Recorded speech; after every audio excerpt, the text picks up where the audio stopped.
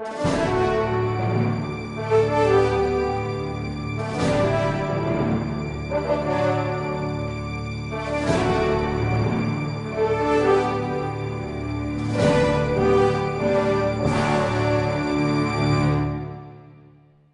tema do Parresia dessa semana são os teólogos da corte. Nós sabemos que, historicamente, houve uma reflexão filosófica de um senhor chamado Nicolau Maquiavel, que ficou muito famosa no mundo inteiro, no livro O Príncipe. O que é que Maquiavel planeja no seu Príncipe? Ele pretende dar todo o aparato ideológico para que o príncipe chegue estrategicamente ao poder e ao poder total. Muito bem. Este príncipe foi analisado por um comunista no século XX, chama-se Antônio Gramsci. Antônio Gramsci analisou o livro de Maquiavel e viu que agora, no século XX, nós temos um novo príncipe. É o partido. O Partido Comunista, o Partido Socialista é o novo príncipe, é uma coletividade que deve agora governar. Portanto, a realeza, a elite da humanidade se encarna num partido. São eles quem devem ser a locomotiva da história. São estas pessoas, esses iluminados, quem devem reger agora os destinos, não somente da nossa nação, o Brasil, mas do mundo. Sim, são os que seguem a ideologia socialista. O Partido Socialista, esta nata da humanidade, esta raça eleita, são o novo príncipe que deve nos governar. Mas todo príncipe tem corte, e toda corte precisa dos seus teólogos. Para a infelicidade do nosso Brasil e para a vergonha da Igreja Católica que está no nosso país, muitos teólogos da nossa nação se dispõem a ser teólogo da corte. Eles são os teólogos da corte que agora estão justificando a forma de tomar o governo e o poder do Partido dos Trabalhadores. O Partido dos Trabalhadores adotou uma forma de governar revolucionária. Uma revolução que, porém, não é revolução armada, é revolução cultural. Se você quer saber mais a esse respeito, pode acessar a série de aulas que estão aí postadas no nosso site a respeito do marxismo cultural. Se você quer estudar e aprofundar todo esse tema da revolução cultural. Mas o recado que eu quero passar nesse Parresia, ele é mais objetivo e mais direto. É o seguinte: a Igreja do Brasil não está amordaçada. A Igreja Católica do Brasil, não é correto nós dizermos que a Igreja Católica do Brasil está amordaçada pelo PT. Eu sei que eu usei esta expressão algumas vezes, mas fazendo um exame de consciência, pensando bem, eu acho que é colocar culpa demais no PT. A Igreja Católica tem sua culpa também. Ou seja, nós, católicos, estamos nos dispondo a ser teólogos da corte. O que abriu os meus olhos foi uma notícia que surgiu na semana passada. No final do mês de janeiro, Gilberto Carvalho, importante homem do governo, seja do governo Lula, seja do governo Dilma, Gilberto Carvalho fez uma declaração de que agora a oposição não é mais problema. O problema agora são os cristãos. O problema é a igreja. E então, diz Gilberto Carvalho, a igreja a qual ele se refere são os evangélicos. Por quê? Porque a Igreja Católica já está domesticada.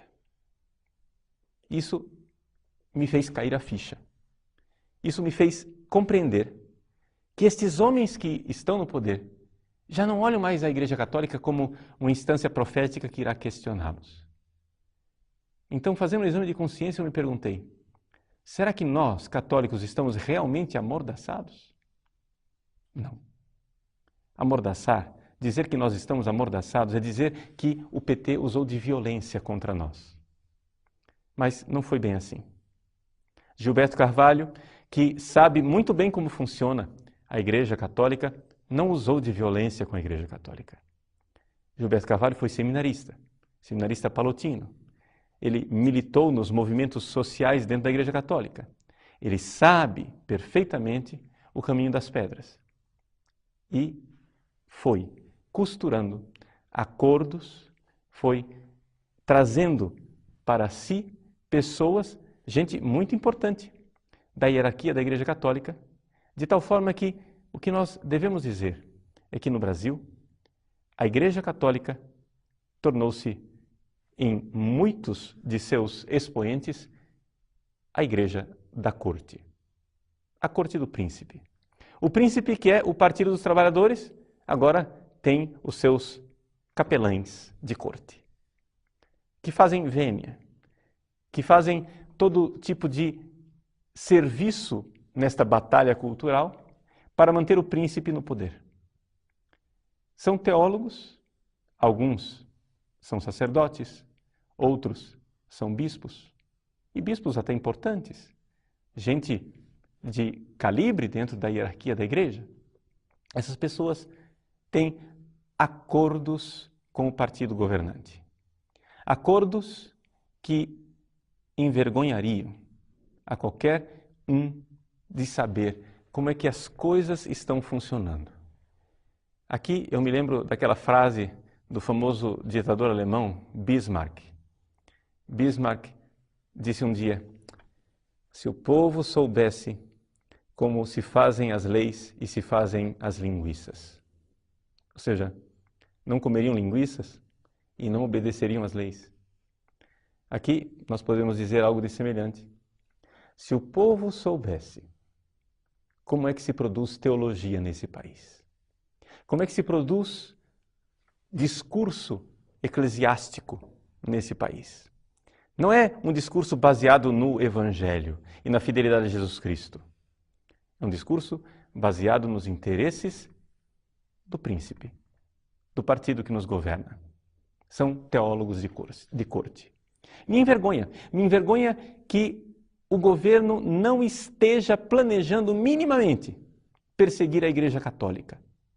Esteja planejando, sim, fazer algo, entrar numa batalha com os evangélicos, porque eles é quem estão representando o cristianismo no nosso país. Agora, você que é católico e ouve isso, você não fica envergonhado? Você não fica com a cara quente? Você não fica sem saber, perplexo? Ou seja, a pergunta é, para onde foi a Igreja Católica do Brasil? Ou seja, onde estão os católicos que faziam protestos e passeatas? Onde é que estão as marchas pela liberdade? Onde é que estão os padres de passeata tão críticos e tão proféticos? Onde é que estão aqueles abaixo-assinados? Aqueles protestos veementes? Greves de fome? Onde é que está tudo isso? Tornamo-nos teólogos de corte. Incensamos o príncipe e nos ajoelhamos numa genuflexão blasfema diante de um governo que vai perdendo cada vez mais qualquer pudor e qualquer limite de moralidade. Meus irmãos, quando eu li esta notícia, eu me envergonhei de ser católico. Não me envergonhei de ser católico por causa da verdadeira igreja de nosso Senhor Jesus Cristo, mas me envergonhei de ver que o Brasil inteiro, o país inteiro, olha para mim como sendo parte disto, desta farsa, dessa loucura. Eu não me envergonho da igreja verdadeira de nosso Senhor Jesus Cristo, mas eu me envergonho que as pessoas olhem para mim, padre, e digam: você está no bolso do governo. Você está no bolso de quem manda. Você tornou-se teólogo da corte. Isso eu não sou, isso eu não serei, isso eu não aceito. Meus irmãos, nós católicos, digo mais, nós cristãos, porque os evangélicos são nossos aliados nesta campanha, nós cristãos temos uma antiquíssima tradição de desobediência civil. Nosso Senhor Jesus Cristo, ele disse: dai a César o que é de César e a Deus o que é de Deus. Por esse princípio colocado por Jesus. Os apóstolos disseram, e está nas Sagradas Escrituras, nos Atos Apóstolos, convém antes obedecer a Deus do que aos homens. Portanto, se os homens começam a legislar, a colocar regras e a perverter toda a ordem social, fazendo coisas que estão declaradamente e definidamente são contrárias à vontade divina, meus irmãos, nós devemos desobedecer. Sim, desobediência civil. Se estes homens que nos governam começarem a fazer leis contrárias aos mandamentos de Deus, é dever do cristão, é dever do católico não obedecer estas leis, porque convém antes obedecer a Deus do que aos homens. Nós devemos compreender que aquele a quem devemos temer é o justo juiz que virá para julgar os vivos e os mortos. O que esses homens podem fazer conosco? Nos matar? Nos caluniar? Todo o mal que eles possam fazer conosco é sempre um mal temporário, que não é nem sequer uma pequena sombra do mal eterno que seria perdermos as nossas almas e irmos para o inferno. Eu, como padre, eu, como sacerdote, não posso estar de lado de um governo que não tem ética cristã, que não tem o pudor de promover todo tipo de moralidade que visa destruir a família, a moral cristã e a herança patrimonial cristã sobre a qual foi construída essa nação.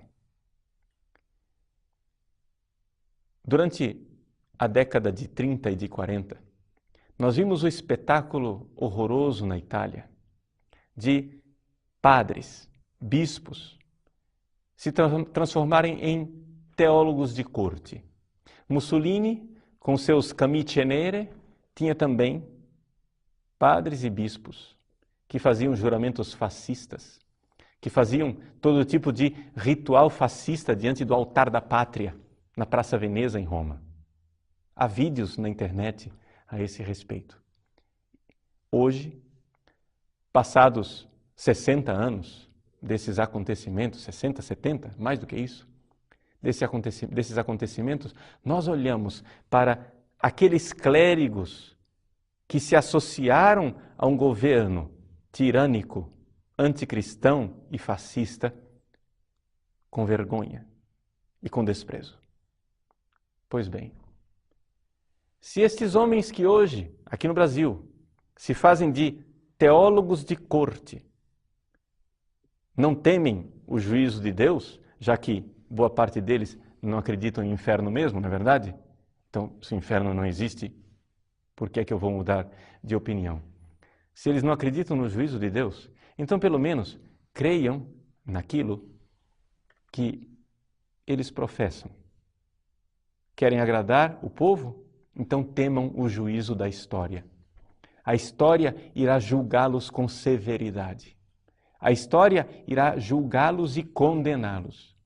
Como hoje nós olhamos para aqueles clérigos fascistas que estiveram do lado de Hitler e de Mussolini, olharemos no futuro para estes teólogos que se dizem da libertação, que se dizem proféticos, que se dizem do lado do povo, mas estão, na verdade, do lado de uma elite governante que, com o povo, não se preocupa de forma alguma. Do povo, o que eles querem é simplesmente os votos. E por isso, compram a população com bolsas famílias e companhia limitada. Meus irmãos, o partido que nos governa já deixou há muito tempo de ter pudor. Eles agora defendem claramente e dizem tudo aquilo a que vieram. Vieram legalizar o aborto, vieram legalizar o casamento gay e todos os direitos homossexuais, vieram destruir a família, agilizar o divórcio, fazer com que seja mais rápido ainda, vieram para perverter os nossos filhos. Enquanto fazem escarcéu dizendo que os padres celibatários são pedófilos, esse povo que nos governa, esta gente que nos governa, agora faz leis dizendo que menores de idade podem receber visitas íntimas na prisão. Olha que beleza! Pedofilia é crime, a não ser que você esteja na cadeia, e aí você vai ter pedofilia patrocinada pelo Estado. Meus irmãos, nós já estamos muito além do limite. Já passamos do limite há muito tempo. Onde estão as vozes proféticas da Igreja Católica do Brasil? Onde está a Igreja de Nosso Senhor Jesus Cristo desta nação? Eu me envergonho deste silêncio vil. Eu me envergonho desta covardia. Eu me envergonho destes teólogos de corte.